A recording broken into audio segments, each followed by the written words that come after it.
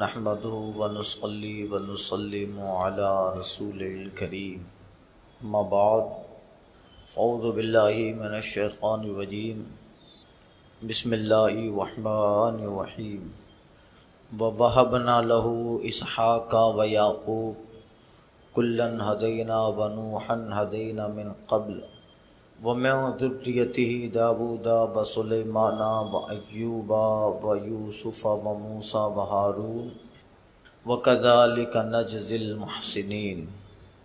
اور ہم نے انہیں اسحاق کو یعقوب عطا کیے، ان سب کو ہم نے راہ دکھائی، اور ان سے پہلے نوح کو راہ دکھائی، اور اس کی اولاد سے داؤد و سلیمان و ایوب و یوسف و موسیٰ و ہارون کو، اور ہم ایسا ہی بدلہ دیتے ہیں نیک کاروں کو۔ وزکریا و یحییٰ و عیسیٰ و الیاس کل من الصالحین و اسماعیل والیسع و یونس و لوطا وکلا فضلنا علی العالمین۔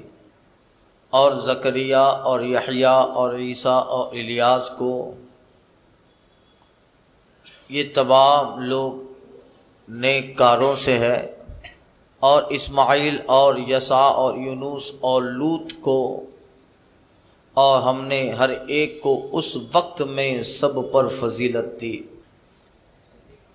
گزشتہ بیان میں حضرت ابراہیم علیہ السلام کے تعلق سے عرض کر چکا، یہ آیت پاک بھی حضرت ابراہیم کا قصہ آپ کی فضیلت ہے کہ اللہ تعالیٰ نے انہیں اسحاق و یعقوب عطا فرمائے، یعنی آپ کی اولاد بھی پیغمبر، اور پیچھے آپ کے باپ دادا وہ بھی سب اولیاء صالحین پیغمبر۔ تو یہاں کچھ انبیاء کرام کا ذکر حضرت داؤد و سلیمان کے تعلق سے کر چکا، حضرت ایوب، حضرت یوسف علیہ السلام، تو سورہ یوسف کی پوری تفسیر ایک دن جمعہ میں بیان کر چکا، حضرت موسیٰ و ہارون کا ذکر سورہ بقرہ میں ہو چکا، اور کچھ ذکر حضرت زکریا اور یحییٰ علیہ السلام کا، کافی ذکر ان کا بھی سورہ نساء، سورہ مائدہ، سورہ آل عمران میں ہو چکا۔ اور زکریا اور یحییٰ، حضرت زکریا اور حضرت یحییٰ یہ دونوں پیغمبر ہیں، اور حضرت عیسیٰ، ان تینوں کا نام ایک ساتھ اس لیے آیا کہ تینوں کا زمانہ ایک ساتھ ہے، حضرت زکریا، حضرت یحییٰ اور عیسیٰ، اور ان کی آپس میں رشتہ داریاں بھی ہیں۔ حضرت عیسیٰ علیہ السلام کی والدہ ماجدہ حضرت مریم سلام اللہ علیہا، اور حضرت عیسیٰ کے نانا اور نانی حضرت عمران اور حضرت حنہ، حضرت مریم رضی اللہ تعالی عنہا کے والد حضرت عمران، جن کے تعلق سے پوری آل عمران اتری، کیونکہ ان آل عمران سورہ میں انہی کا ذکر ہے، ان کی فیملی کا ذکر ہے، حضرت عیسیٰ کا، حضرت مریم کا، تو اس نسبت سے اس سورت کا نام سورہ آل عمران ہے، فیملی آف دا عمران، ان کی فیملی، عمران کی فیملی کی سورہ، ان کے ذکر کی وجہ سے۔ حضرت عمران، حضرت حنہ ان کی بیوی صاحبہ، ان کے نواسے حضرت عیسیٰ، اور حضرت عمران کے ہم زلف، ہم جس کو اپنی زبان میں ساڑو بولتے ہیں، وہ حضرت زکریا، ایک فیملی ہے اور ایک ہی زمانہ ہے، اس لیے تینوں ذکر ایک ساتھ اللہ نے کیا، وہ زکریا و یحییٰ و عیسیٰ، اور ہم نے ان کو فضیلت دی، یہ سب صالحین میں سے، نیک کاروں میں سے تھے۔ سنیے میں شجرہ بیان کر دوں۔ حضرت مریم کے بیٹے حضرت عیسیٰ علیہ السلام ہیں، جن کو اللہ تعالیٰ نے بغیر باپ کے پیدا فرمایا، یہ اللہ کی قدرت، نشان اعظم۔ اور حضرت مریم جو ہیں، ان کے والدین کا نام والد حضرت عمران ہے اور والدہ حضرت حنہ، اور ان کو بھی زمانوں سے اولاد نہیں تھی، تو انہوں نے منت مانی تھی۔ قرآن میں ان کا ذکر ہے، ما فی بطنی محررہ، اے اللہ جو میرے بطن میں ہے اسے میں بیت المقدس کی خدمت کے لیے سونپ دوں۔ تو پھر حضرت مریم کی ولادت ہوئی۔ اس زمانے میں یہ دستور تھا کہ لوگ منت مانتے تھے، تو پھر یہ منت مانتے تھے کہ ہمارا یہ کام ہو جائے تو پھر ہم اپنے بچے کو بیت المقدس، یعنی ہماری اولاد ہو تو پھر یہ اولاد بیت المقدس کی خدمت کرے۔ میرا یہ کام ہو جائے تو میں 1 مہینہ بیت المقدس کی خدمت کروں گا۔ تو اس تعلق سے منتیں ہوتی تھی بیت المقدس کے تعلق سے۔ تو ان کو اولاد نہیں تھی حضرت عمران حنا کو، تو انہوں نے یہ منت مانی کہ اگر ہمیں اللہ تعالیٰ نے اولاد دی تو پھر ہم اسے بیت المقدس میں سونپ دیں گے، اس کی خدمت کرے۔ مگر دستور یہ تھا کہ بیت المقدس کی خدمت کے لیے صرف لڑکے ہی وقف ہوتے تھے، لڑکیاں نہیں بلکہ لڑکے ہی۔ اب حضرت حنا حاملہ ہوئیں، ان کی منت بھی پوری ہوئی، مگر جب ولادت کا وقت آیا تو حضرت مریم کی ولادت ہوئی۔ اب جب منت پوری کرنے کی باری آئی تو یہ تو دستور تھا کہ بیت المقدس میں مرد ہی جاتا، یا خدمت کے لیے جو سونپا جاتا وہ لڑکا ہی ہوتا، مگر یہ تو لڑکی ہے۔ قرآن میں ان کا قول ذکر ہے، ربی انی وضعتها انثی، اور اے رب میں نے تو یہ مؤنث جنا، یعنی میں نے تو یہ لڑکی کو جنا، اب اسے کیسے بیت المقدس کی خدمت کے لیے سونپو؟ رب کی طرف سے الہام ہوا کہ یہ لڑکی لیسا کالذکر، یہ عام لوگوں کی طرح نہیں ہے، بلکہ کئی ایک لڑکوں سے بڑھ کے ہم نے اسے فضیلت دی ہے۔ پھر چونکہ پورا ان کا خاندان بیت المقدس کا متولی تھے، یہ سب لوگ بیت المقدس کی خدمت کرتے تھے، اور وہاں کی تولیت اور وہاں کا انتظام و انصرام اور سارا مینجمنٹ اس فیملی کے تحت تھا۔ حضرت عمران ہے، حضرت حنا، حضرت عمران، حضرت زکریا، حضرت یہ سب تھے۔ تو اب چونکہ حضرت زکریا کے ہاتھ میں تھا تو یہ انہوں نے کیا کیا کہ بیت المقدس کے ایک طرف ایک چھوٹا سا کمرہ بنا دیا، اور وہیں پر منت پوری کرنے کے طور پہ وہیں پر حضرت مریم کو رکھا گیا۔ یہ میں پورا تفصیل سے بیان کر چکا ہوں، مگر متفرق جگہوں پر چونکہ آیت کریمہ میں ذکر ہے اس لیے میں ریپیٹ کر رہا ہوں ایک چند باتوں کو۔ تو اب حضرت مریم وہیں پر رہنے لگی۔ پھر چونکہ بہت اعلیٰ خاندان ہے تو ایک الگ سے کمرہ ہے اور کمرہ بند ہی رہتا، زیادہ کوئی اندر نہیں جاتا، الاؤڈ نہیں تھا۔ حضرت مریم کے والد عمران یہ جاتے اور ان کے موسا حضرت زکریا جاتے۔ اب رشتہ دیکھیے، حضرت مریم ان کے والد عمران، ان کی والد حنا، اور جو حضرت حنا کی بہن ہے وہ حضرت زکریا کے نکاح میں ہے۔ حضرت حنا جو مریم کی والدہ ہیں رضی اللہ عنہا، تو ان کی جو بہن ہے وہ حضرت زکریا کے نکاح میں ہے۔ اس اعتبار سے حضرت زکریا حضرت مریم کے خالو لگے، ماسا لگے، یہ ماسا لگے۔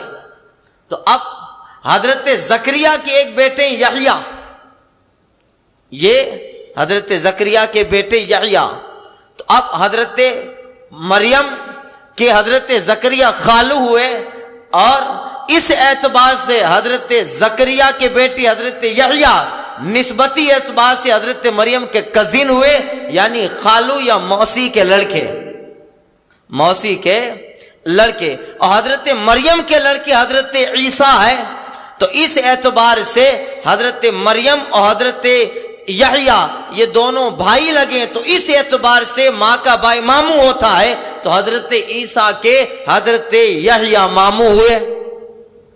سمجھ گئے آپ؟ سمجھے؟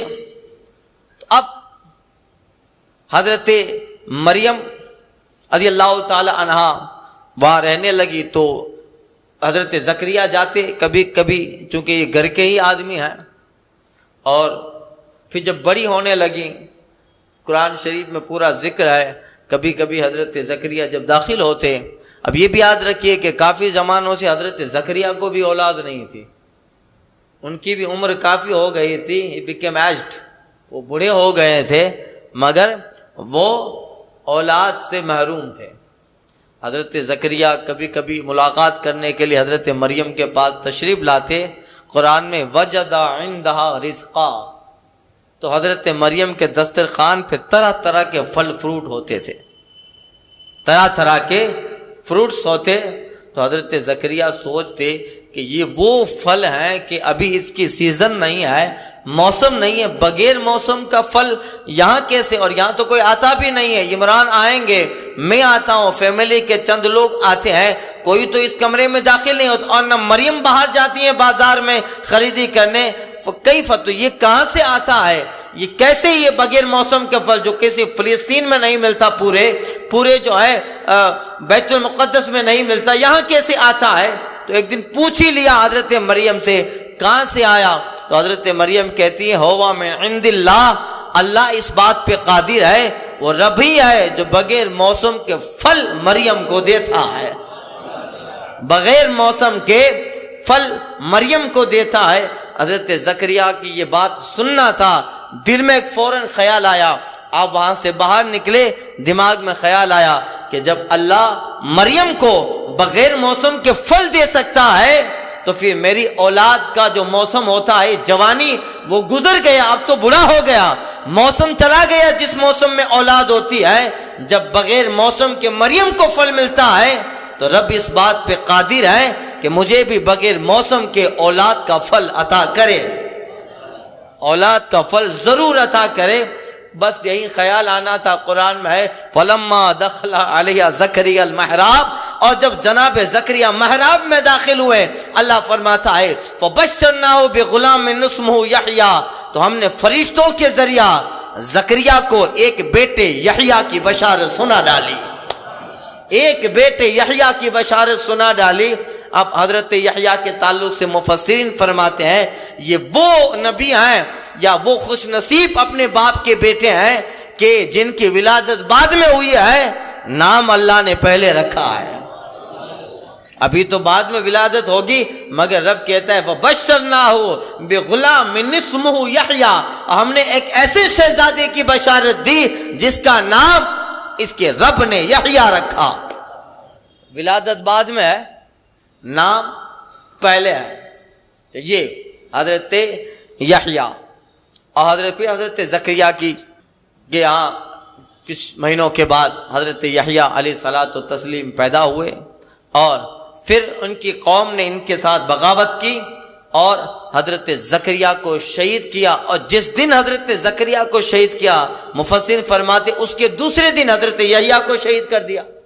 یعنی اس طرح بنی اسرائیل اس قوم نے ان کے ساتھ فریب کاری اور دغا اور اس قدر چیٹنگ کی، انبیاء کو نہیں چھوڑا، نبیوں کو انہوں نے شہید کر دیا. بلکہ بعض انبیاء، ان میں حضرت زکریا بھی ہیں اور کچھ اور انبیاء کرام کے نام آتے ہیں، اس قدر قوم نے ظلم کیا تھا کہ بعض انبیاء کو تو درخت سے باندھا ہے اور آرے سے چیر ڈالا ہے، آرے سے چیر ڈالا ہے. اور رب تعالیٰ کی طرف سے ان پہ وحی آئی ہے کہ اسی میں رب کی رضا ہے، صبر سے کھڑے رہو اور قوم جو کرتی ہے اس کو برداشت کرو، یہ تمہارے درجات کی بلندی کا سبب ہے. انہوں نے اف تک نہ کیا کہ اف یہ قوم اس طرح ہمیں مار رہی ہے، شہید کر رہے، اف تک نہ کیا. رب کی رضا پہ راضی برضا رہے، ذات الہی پہ راضی رہے. اب ایک دن زکریا، دوسرے دن حضرت یحییٰ کو شہید کر دیا قوم نے. اسی کا ذکر قرآن میں ہے نا کہ اگر یہود سچے ہوتے لما تقتلون الانبیاء بغیر الحق، بتاؤ اگر تم سچے تھے تو پھر اگلے نبیوں کو ناحق کیوں تم قتل کرتے تھے؟ ناحق انبیاء کے قاتل یہ قوم ہے یہود و نصارہ، انبیاء کے قاتل ہے. جنہوں نے نبی کو نہ چھوڑا ہو وہ عام انسان کو چھوڑیں گے کیا؟ عام انسان کو چھوڑے جو اپنے مفاد کے لیے، اپنے دنیاوی چند مقصدوں کے لیے جو نبی کو نہ چھوڑے، نبی کو جنہوں نے قتل و شہید کر دیا، تو بتاؤ وہ قوم اپنے ذاتی مفاد کے لیے اور کسی کو چھوڑے؟ قرآن میں فرمایا گیا کہ یہ جو یعنی یہود مدینہ سے خطاب ہو رہا تھا، سورہ مائدہ اور سورہ آل عمران میں گزر چکا، محبوب یہ انہی کی اولاد ہیں، یہ انہی کی اولاد ہیں. باپ داداؤں کے کرتوت کبھی کبھی لوٹ کے آ جاتے ہیں. یہ نہ سمجھے باپ داداؤں کی اچھائیاں اولاد کو ملتی ہے ان کی برائیاں بھی اولاد کو ملتی. اگر ہم چاہتے ہیں کہ ہماری اولاد اچھی ہو تو پہلے ہمیں اچھا بننا چاہیے، ہمیں اچھا بننا چاہیے. ورنہ اگر ہم برائی میں پڑے رہیں تو پھر شراب بھی یہ سوچے کہ میرا بیٹا جو ہے وہ وقت کا محدث اور وقت کا عالم دین بنے، تو پہلے اس کو شراب چھوڑ کے توبہ استغفار کر کے خود ہی اچھا بننا پڑے گا، خود کو اچھا بننا پڑے گا. تو یہ ہوتا، کبھی کبھی ایسا ہوتا ہے کہ کوئی بہت بڑا گنہگار، اب اس میں وہ جو ہے اللہ جو ہے اچھا نیک صالح بیٹا دے دے کبھی کبھی، مگر قانون یہ ہے کہ تم اچھے بنو گے تو اولاد اچھی ہوگی. اگر تم برے بنے، ہم برے بنے، تو اولاد کا اثر، اولاد میں ماں باپ کا اثر آئے. مولانا ابو النور بشیر صاحب نے ایک واقعہ نقل کیا ہے، ایک آیت نقل کی ہے کہ ایک بادشاہ، اس کی شہزادی جو تھی، بادشاہ کی بیٹی، وہ اور بادشاہ کا جو وزیر تھا اس کا بیٹا، ان دونوں میں محبت ہو گئی. مگر بادشاہ گرگیز نے نہیں چاہتا تھا کہ میری بیٹی اس وزیر کے بیٹے کے ساتھ اس کا نکاح ہو، تو نہیں چاہتا تھا. بہت ساری رکاوٹیں پیدا ہوئی. ایک دن دونوں نے طے کیا، شہزادی اور وزیر کے بیٹے نے، کہ ہم اب یہ سلطنت چھوڑ کے چلے جاتے، بھاگ جاتے، پھر کہیں اپنے جیون پسار کریں گے. بھاگے. آج کل سب ایسا ہی چلا ہے نا، روزانہ اخبار میں یہی ہوتا ہے. روزانہ گرل فرینڈ بوائے فرینڈ کا جو ماحول، بدتمیزیاں ہو رہی ہے اس کے نام پہ، بدتمیزیوں کا جو ماحول لوگوں نے گرم کیا ہے. وہ 15 سال 18 سال کا اسکول میں بیٹھ کر پڑھنے جا رہا ہے، اب اسی بینچ پر ایک لڑکی بیٹھی ہے، اور جب باہر اوقات اور باہر ریسیس کے وقتوں میں دونوں تنہائی میں ملتے ہیں. بتائیے، پڑھائی اپنی جگہ رہتی ہے، شہوتوں کا بازار گرم رہتا ہے. روزانہ اخباروں کی رپورٹ ہے، روزانہ اخباروں کی رپورٹ ہے.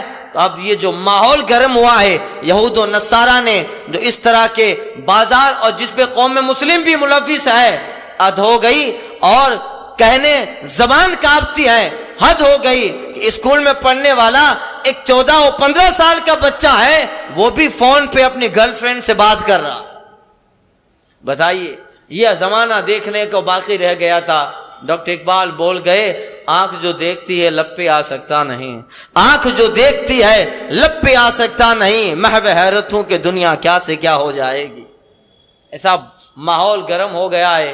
صبح جب نکلو آپ، پتہ نہیں، کچھ لوگوں کو میں دیکھتا ہوں روزانہ میرا آنا رہتا ہے، فجر میں آنا رہتا ہے، تو کچھ لوگوں کو دیکھتا ہوں صبح 5 بجے کنٹینیو، میں نے کئی مہینوں سے دیکھ رہا ہوں، صبح 5 بجے کچھ لڑکے، کچھ الگ الگ جگہ ہے، وہاں بیٹھے ہوتے ہیں، اور بیٹھ کر صبح 5 بجے فون سے بات کر رہے ہوتے ہیں. روزانہ کئی مہینوں سے میں یہ تجربہ کر رہا ہوں. اب 5 بجے، 5:15 بجے کس سے لمبے، اور روزانہ کا یہ معمول ہے. یہی سارا انٹرنیٹ نے ماحول اور بدتمیزیوں کا جو ہے بازار گرم کر رکھا ہے. اللہ قوم مسلم کے جوانوں کی حفاظت کرے. یہ صرف تباہی کے دہانے پہ لے جانے والی، برائی کی طرف لے جانے والی چیزیں ہیں. اس میں ذرہ برابر بھی فائدہ نہیں ہے. اگر فائدہ ہے تو اسی قانون میں جس کو مصطفیٰ جان رحمت نے قوم مسلم کو عطا فرمایا ہے. ہمارے اندر تو اتنا سخت قانون ہے کہ صرف نکاح کا رشتہ لینے جاؤ تو ایک مرتبہ اس کو دیکھ سکتا ہے، اس لیے اجازت ہے کہ اس کے ساتھ زندگی بسر کرنی ہے. کوئی عیب تو نہیں ہے، اس وجہ سے ظاہری تھوڑی دیر کے لیے چہرہ دیکھ لے، تھوڑی دیر کے لیے چہرہ دیکھ لے. اور اگر زیادہ کچھ معلومات کروانا ہے تو پھر گھر کی خاتون یا گھر کی عورتوں سے کہہ کر اس رشتہ جہاں بھیجا ہے اس کی سہیلیوں سے، اس کے تعلق سے معلومات کی جائے. یعنی اتنا اسٹرانگ اس معاملے میں اسلام ہے کہ جس سے نکاح ہو رہا ہے اس سے بھی صرف ایک بار چہرہ دیکھنے کی اجازت ہے. یہ اسلام ہے، یہ قانون بتایا گیا ہے. اس لیے ان ساری چیزوں پہ زیادہ وزن دیا گیا، ان ساری چیزوں کو زیادہ اہمیت دی گئی، اور تاکہ معاشرے میں، سماج میں بے حیائی اور برائیوں کا ماحول نہ بنے. یہ مگر آج اللہ تعالیٰ توفیق دے، اللہ تعالیٰ حالات بہتر کرے. آج کے جو حالات ہیں وہ کہنے کے لائق نہیں ہیں، ناگفتہ بھی ہیں. اس طرح روزانہ کے اخباروں کے نئے نئے واقعات، سرخیاں پڑھتے ہیں تو دنگ رہ جاتے ہیں. کچھ مہینوں پہلے ایک اخبار گجرات ٹوڈے میں یا کسی اخبار میں پڑھا تھا. بتائیے کہاں جا کے لوگ کھڑے ہوں گے کہ ایک داماد اپنی ساس کو لے کے بھاگ گیا. بتائیے یہ سارے حالات ہیں. اللہ تعالیٰ قوم مسلم کی حفاظت فرمائے اور اللہ تعالیٰ ہمارے جوانوں میں جذبہ ابو ذر غفاری دے، جذبہ خالد ابن ولید دے، حسن عمل بھی دے اور عمل پر اللہ تعالیٰ تسلط بھی عطا فرمائے، اخلاق دے، حسن اخلاق پہ اللہ تعالیٰ تسلط بھی عطا کرے. تو واقعی عرض کر رہا تھا، وقت کافی ہو گیا. تو شہزادی جو تھی اس نے مان لیا اور دونوں صبح ہونے سے پہلے، فجر سے کچھ پہلے استبل سے ایک گھوڑا نکالا اور اس کو دیکھا کہ یہ بہت تیز رفتار ہے، اس کو نکالا اور بھاگ گئے. اب صبح ہوئی تو پتہ چلا کہ شہزادی اور وزیر کا بیٹا دونوں بھاگ گئے. کھلبلی مچ گئی. بادشاہ نے اپنے سپاہیوں کو دوڑایا، وہ تیز رفتار دوڑتے رہے گھوڑے سے سواریوں پر، یہاں تک کہ اس کو پتہ چل گیا کہ اس راستے سے گئے، بہت قریب ہو گئے. قریب جیسے ہوئے اب شہزادی اور وزیر کا جو بیٹا تھا وہ بہت تیزی سے دونوں اسی سواری پر گھوڑے یا گھوڑی پر بیٹھے ہیں اور تیز رفتاری سے جا رہے ہیں. پیچھے بادشاہ کے سپاہی پکڑنے آ رہے ہیں. اچانک جو ہے جاتے جاتے ایک چھوٹا سا تالاب آتا ہے، پانی آیا. جیسے ہی چھوٹا تالاب آیا فوراً وہ گھوڑا وہیں پہ رک گیا اور ہزار چاہنے کے باوجود، لگام لگانے کے باوجود وہ آگے نہیں بڑھا، وہیں رک گیا. بس رکنا تھا. بادشاہ کے سپاہی آئے اور پکڑ لیا بادشاہ کے دربار میں لے گئے. خیر پھر جو بھی معاملہ ہوا ہو، مگر جو وزیر کا بیٹا تھا اس کے دل میں خیال آیا کہ آخر اتنی تیز رفتاری سے میری سواری یہ گھوڑا جا رہا تھا، رک کیوں گیا؟ اس نے استبل کا جو مالک تھا، استبل میں جو نگراں رہتا تھا، اس سے پوچھا کہ یہ گھوڑا آخر رک کیوں گیا؟ بہت تیز رفتار ہے اور ان سب میں تیز رفتار یہی تھا. تو بہت غور و فکر کے بعد استبل کا جو نگراں جو گھوڑوں کی رکھوالی کرتا تھا وہ کہتا ہے کہ دیکھیے یہ گھوڑا آپ رکا تھا کس جگہ پر؟ کا ریگستان علاقہ تھا، ایک جگہ چھوٹا سا پانی کا چشمہ آیا وہاں پہ رک گیا. تو وہ کہتا ہے کہ اس میں اس کا قصور نہیں ہے، اس کا جو باپ تھا اس کا بھی قصور نہیں ہے، اس کا جو دادا تھا اس کا بھی قصور نہیں ہے، اس کے آگے اس کا جو باپ تھا اور اس کی جو بیوی تھی اس کی یہ عادت تھی کہ وہ چشمہ دیکھ کر رک جاتی تھی. وہیں نسل میں جو فالٹ تھا یہاں ثابت ہو رہا ہے. وہاں جو چیز تھی وہاں کتنی نسلوں کے آگے پیچھے جو ہے اس کی جو دادی تھی وہ جو ہے پانی دیکھ کر رک جایا کرتی تھی. بس وہیں عیب ہے گویا کہ نسل میں آیا. بس یہی چیز تو کہاں تھی اور کہاں وہ چیز آئی ہے؟ کہاں باپ دادا اگر آگے بھی اچھے رہے ہیں تو زمانوں کے بعد اولاد کو اس کا نعم البدل ملتا رہے گا، اگر برے ہیں تو پھر کبھی نہ کبھی وہ رکاوٹیں پیدا ہوتی رہیں گی. اللہ تعالیٰ توفیق عطا فرمائے. تو یہ بات چلی تھی. وزکریا و یحییٰ و عیسیٰ، اور حضرت زکریا اور حضرت یحییٰ اور حضرت عیسیٰ علیہ السلام. تو اللہ تعالیٰ نے حضرت زکریا کو حضرت یحییٰ علیہ السلام کی شکل میں اولاد عطا فرمائی اور یہ پورا ان کی رشتہ داریاں تھی، اس وجہ سے ساتھ میں ذکر ہوا. وہ الیاس اور حضرت الیاس علیہ السلام، ان کے تعلق سے زیادہ مفسرین نے نہیں لکھا، مگر یہ کہ قرآن سے ان کی نبوت ثابت ہے اور روایتوں میں ہے کہ اللہ تعالیٰ نے ان کو بھی بحیات رکھا ہے. اور اس طرح حدیث پاک میں آیا ہے کہ ہر سال حضرت الیاس و حضرت خضر علیہ السلام حج کے موقع پر آتے ہیں، حج ادا فرماتے ہیں. اور بعض مفسرین فرماتے ہیں کہ اللہ تعالیٰ نے خشکی اور تری دونوں حصہ، سمندر کا حصہ اور خشک حصہ جو ہے یہ ڈیوائیڈ کر دیا ہے. سمندر کے حصے پہ اللہ تعالیٰ نے حکومت حضرت جو ہے خضر علیہ السلام کو دی ہے، اور خشکی پہ حکومت اللہ تعالیٰ نے حضرت الیاس علیہ السلام کو دی ہے، اور اللہ تعالیٰ نے ان کو ان کے زمانے میں پیغمبر بنایا۔ کل من الصالحین، سب نیک ہمارے قرب کے لائق تھے۔ واسماعیل والیسع، حضرت اسماعیل کے تعلق سے بھی کافی ذکر ہو چکا۔ والیسع، حضرت یسع علیہ السلام یہ بھی پیغمبر ہیں۔ بعض لوگ مفسرین کا کہنا ہے کہ اس سے مراد حضرت یوشع بن نون ہے۔ کون یوشع بن نون؟ جو حضرت موسیٰ علیہ السلام کے زمانے میں تھے، اور حضرت موسیٰ و حضرت ہارون کے بعد انہی کو نبوت ملی۔ یہ بھی بعض کا قول ہے، اور بعض کہتے ہیں کہ بلکہ یہ الگ حضرت یسع علیہ السلام ہیں جن کو اللہ تعالیٰ نے کسی قوم کے لیے منتخب فرمایا تھا۔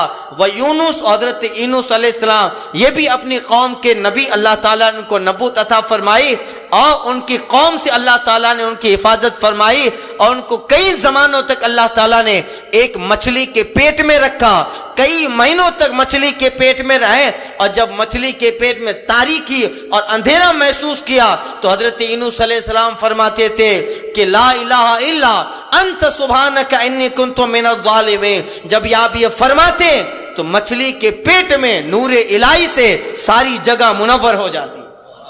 تو ان کو اللہ تعالیٰ نے مچھلی کے پیٹ میں سلامت رکھا، اور کئی مہینوں تک مچھلی ان کو گھماتی رہی۔ پیچھے گزر چکا، اس پادری نے بایزید بستامی سے سوال کیا تھا کہ وہ کون سی قبر ہے جو صاحب قبر کو گھما رہی ہے۔